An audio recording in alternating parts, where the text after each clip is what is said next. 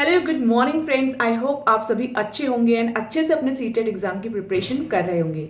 आज मैं आपको बताऊं कि 5 ऐसी बड़ी गलतियां जो आपको नहीं करनी है, ठीक है। सीटेट एग्जाम के एस्पिरेंट अगर आप हैं तो गलती नंबर 1, मिस्टेक नंबर 1, जो बिगेस्ट मिस्टेक स्टूडेंट्स करते हैं कि वो फोकस करने लगते हैं अपने वीकेस्ट सब्जेक्ट पे। जैसे किसी स्टूडेंट का वीकेस्ट सब्जेक्ट है इंग्लिश या किसी का मैथ्स, ठीक है, तो वो उस 15 नंबर के पीछे भागने लगते हैं। ठीक है, क्योंकि आप सभी को पता है कि चाहे मैथ्स हो, चाहे इंग्लिश हो, चाहे हिंदी हो, चाहे ईवीएस हो, सारे ही सब्जेक्ट्स में 15-15 नंबर का वो कोर सब्जेक्ट पूछा जाता है। बाकी 15 नंबर की पैडागॉजी होती है। ठीक है, तो बच्चा कहाँ फोकस कर रहा है? उस 15 नंबर के पीछे भाग रहा है और वो स्ट्रेस ले रहा है, टेंशन ले रहा है कि यार मेरा तो 15 नंबर का मैथ्स वीक है, कैसे होगा। लेकिन बाकी जो 135 नंबर उसके पास बैठे हुए हैं वो उसको अक्सर दिखाई ही नहीं देते, और वो चूहे वाला, जो चूहे बिल्ली का खेल होता है ना, एक तरीके से कह लो कि वो चूहे की तरह उस 15 नंबर के पीछे भागते रहते हैं। तो इसीलिए यही फर्क है एक विनर और एक लूजर में, कि विनर ने देखे 135 नंबर, भाई 135 नंबर बड़ा रेशियो है नंबर का, और जो नहीं कर पा रहा है क्वालिफाई एग्जाम, वो देख रहा है छोटी चीज की तरफ, 15 नंबर की तरफ। आप 135 पे टारगेट करो ना। आप कोशिश करो कि जो सब्जेक्ट्स आपके स्ट्रांग है, मान लो आप कहते हो आपका हिंदी स्ट्रांग है, तो हिंदी में आपके 30 में से 25 से प्लस नंबर आने चाहिए उस सब्जेक्ट में, चाहे वो हिंदी पैडागॉजी हो, चाहे हिंदी का कोर सब्जेक्ट हो। ठीक है, तो जिस सब्जेक्ट को आप कहते हो कि ये मेरा स्ट्रांग है, मेरा सीडीपी स्ट्रांग है या मेरा मैथ्स स्ट्रांग है, तो उस सब्जेक्ट में इतना स्ट्रांग कर लो कि एक नंबर भी नहीं कटना चाहिए, 25 से ज्यादा ही आने चाहिए आपके उस सब्जेक्ट में, समझ रहे हो? ताकि जिसमें आपके नंबर कम है वहां से कंपेंसेट हो जाएगा ना वो। भाई तुक्के भी तो लगाओगे। ये आपके पास 15 नंबर अगर आपको लग रहा है कि वीक है, तो इसमें जीरो नंबर तो आएंगे नहीं। तुक्के भी तो लगाओगे, थोड़े बहुत गेस वर्क भी तो करोगे, तो हो सकता है इस 15 में से आपको 5 नंबर वैसे ही मिल जाए। और प्लस उस 135 में से मान लो आपके 100 नंबर आ गए, तो 105 नंबर का स्कोर बन गया। ठीक है, तो इस 15 नंबर की टेंशन छोड़ के, इस वीकेस्ट सब्जेक्ट की टेंशन छोड़ के स्ट्रॉन्गेस्ट सब्जेक्ट को और स्ट्रॉन्ग करो। आई थिंक ये आपको एक नई दिशा, एक नया पर्सपेक्टिव देगा सोचने का। मिस्टेक नंबर 2 जो आप सबसे बड़ी गलती करते हो, बहुत सारे रिसोर्सेज पे रिलाई करना। ये भी चैनल देख लूं, वो भी चैनल देख लूं, ये वाली बुक मंगा लूं, वो वाली बुक मंगा लूं, इसने वो कहा था उससे पढ़ लूं, इसने ये कहा था उससे पढ़ लूं। ऐसे आपको नहीं करना है। सबसे पहले आपको खुद पे भरोसा करना पड़ेगा कि मैं जो तैयारी कर रही हूं या कर रहा हूं वो बेस्ट है। ठीक है, किसी भी दोस्त के, किसी के भी इन्फ्लुएंस में नहीं आना कि एनसीईआरटी ही पढ़ो।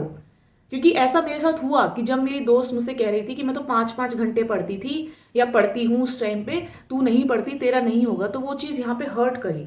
ठीक है, तब भी मैंने उसकी बात नहीं मानी, क्योंकि उसने क्या कहा, मैं तो एनसीईआरटी से पढ़ रही हूँ, पता है, एक एक लाइन लिख रही हूँ। तो मुझे अपने ऊपर विश्वास था कि मेरी स्ट्रैटेजी सही है, प्रीवियस ईयर क्वेश्चन पेपर्स करे बिना मैं कोई भी एग्जाम क्रैक नहीं कर सकती। और मात्र 15 से 20 दिन की तैयारी में ही मैंने उससे कई गुना ज्यादा नंबर स्कोर करे, प्लस मैंने दोनों पेपर्स को ही क्वालिफाई कर लिया, वो भी फर्स्ट अटेम्प्ट में। उसके मार्क्स आए सिर्फ 92। 5-5 घंटे की पढ़ाई एनसीईआरटी करके भी फर्स्ट पेपर में सिर्फ 92 नंबर आए और पेपर 2 क्वालिफाई ही नहीं हुआ। ठीक है, तो अगर आप किसी दोस्त के या किसी और के इन्फ्लुएंस में आओगे कि एनसीईआरटी के बिना तुम्हारा नहीं हो सकता, या ये टाइम लिमिट है, तुम अगर 5-5 घंटे नहीं पढ़ रहे हो तो तुम्हारा नहीं ही हो सकता, क्या गारंटी है कि उसका हो जाएगा? आपको अपनी तैयारी पे भरोसा रखना पड़ेगा कि मैं प्रीवियस ईयर क्वेश्चन पेपर्स कर रही हूं, भले ही मैं 1.5-2 घंटा पढ़ूं पूरे दिन में, लेकिन जब मैं पढ़ती हूं तो मेरा पूरा फोकस, मेरा पूरा माइंड एक्टिवली इसी में होता है। इंडल्ज किसी और चीज पे मेरा कोई ध्यान नहीं होता। ठीक है, तो ये दूसरी बड़ी मिस्टेक स्टूडेंट्स करते हैं अक्सर, कि दूसरों के इन्फ्लुएंस में आके ये भी बुक खरीद ले, अच्छा तूने उस बुक से नहीं पढ़ा, उससे भी पढ़ ले। नहीं करना।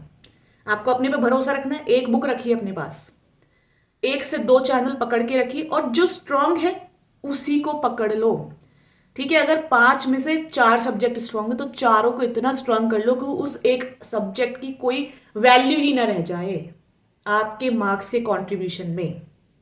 ठीक है, उस 135 नंबर को इतना स्ट्रांग करके जाओ कि उसमें से आप कॉन्फिडेंट हो कि आप 110 प्लस लेके आओगे। ठीक है, मिस्टेक नंबर 3 जो सबसे बड़ी प्रॉब्लम है स्टूडेंट्स के साथ, स्ट्रेस लेना। बहुत ज्यादा स्ट्रेस ले लेंगे, ओवर थिंकिंग जोन में चले जाएंगे कि कैसे होगा, क्या होगा, अगर मेरा क्वालिफाई नहीं हुआ तो क्या होगा, सब मजाक उड़ाएंगे, ये हो जाएगा, वो हो जाएगा, मैं खुद को प्रूव नहीं कर पाऊंगी। तो इन सब थॉट्स को ऐसे पकड़ के अभी निकाल के बाहर फेंक दो। वो देखेंगे जब एग्जाम हो जाएगा। फिलहाल आपके हाथ में जो है वो ये है कि आप तैयारी कर सकते हो, आप अपनी प्रिपरेशन कर सकते हो, अपने कॉन्सेप्ट्स को क्लियर रखो, अपने प्रीवियस ईयर क्वेश्चन पेपर्स को ध्यान से लगाओ। फिलहाल आपके हाथ में यही है। मिस्टेक नंबर 4, जो बिगेस्ट मिस्टेक लोग करते हैं कि भैया टाइम मैनेजमेंट की प्रैक्टिस अभी से नहीं करेंगे तो कब करोगे। 2.5 घंटे का टाइम लेके बैठो, एक प्रीवियस ईयर क्वेश्चन पेपर को 2.5 घंटे में भी 10 मिनट पहले सॉल्व करने की स्पीड बनाओ, कि 5-10 मिनट पहले सॉल्व कर लिया ताकि आपको एग्जाम में स्ट्रेस ना हो। ठीक है, रियल टाइम एग्जाम की सिचुएशन क्रिएट करके एग्जाम देने की हैबिट बनाओ, जिससे कि आपको स्ट्रेस ना हो, आपको ओवरलोड ना हो, आपको पता चले कि क्या आप टाइम मैनेजमेंट कर पा रहे हो या नहीं। क्योंकि वहां पे और 100 चीजें होंगी, आपको अटेंडेंस भी लगानी है, उसी बीच में आपको ओएमआर शीट पे नंबर, रोल नंबर, डेट, ये सब भी फिल करना है, साइन भी करवाने हैं, तो वहां पे और 100 चीजें होंगी। इसीलिए मैं कह रही हूँ कि 10 मिनट तो आपकी उन्हीं सब चीजों में चले जाएंगे।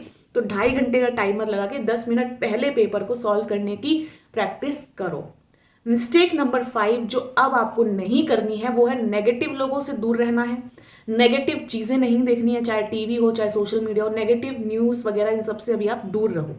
ठीक है, अपने माइंड को सिर्फ पॉजिटिव चीजें देखो, अच्छी अच्छी चीजें करो, अच्छी अच्छी बातें सुनो। ठीक है, जो भी आप कर सकते हो, अच्छी डाइट लो, अच्छी नींद लो, एक्सरसाइज करो, एंड सबसे बड़ी चीज है खुश रहो।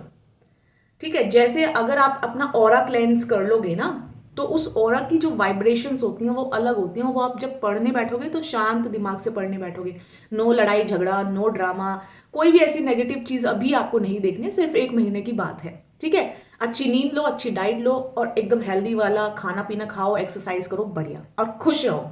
अच्छे अच्छे लोगों से बातें करो, अच्छी अच्छी बातें सुनो, अच्छी अच्छी चीजें यूट्यूब पे, ठीक है, देखो, जो भी आप स्क्रॉल कर रहे हो। ठीक है, ये बड़ी मिस्टेक्स थी जो मैंने आपको बताया कि आपको नहीं करनी है। आई होप आपको इससे काफी ज्यादा हेल्प मिलेगी। अभी भी अगर आपको कोई डाउट है तो प्लीज मुझे कमेंट्स में जरूर बताइएगा, और हमारा टेलीग्राम ग्रुप ज्वाइन कर लीजिए, जिसका लिंक आपको हमारे चैनल के डिस्क्रिप्शन में मिल जाएगा। ऑलरेडी 1100 से भी ज्यादा स्टूडेंट्स वहां पे फ्री बायलिंगुअल नोट्स का बेनिफिट ले रहे हैं सीडीपी के। ठीक है, बाकी पेडागोजिकल नोट्स भी मैंने प्रॉपर तो प्रोवाइड नहीं है, लेकिन थोड़े बहुत जो मैं इंपॉर्टेंट बिल्कुल चीजों के बना के आपको दे सकती थी, मैंने वो प्रोवाइड किए हैं। ठीक है, खुश रहिए, स्वस्थ रहिए, मस्त रहिए। ठीक है, एकदम खुश रहना है। और अगर आपने वीडियो को यहां तक देखा है, तो प्लीज चैनल को सब्सक्राइब भी कर लीजिएगा। बहुत बहुत धन्यवाद आप सभी का।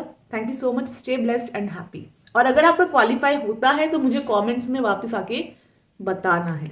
ओके।